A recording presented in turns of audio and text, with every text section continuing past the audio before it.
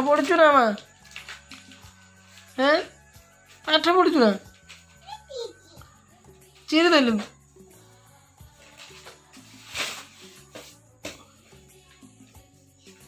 ଆଲେ ବହି ଚିରୁଛ ନା ବହି ପଢ଼ ନା ଟିକେ ପଢ଼ିଦିଅ ତ ଯଦି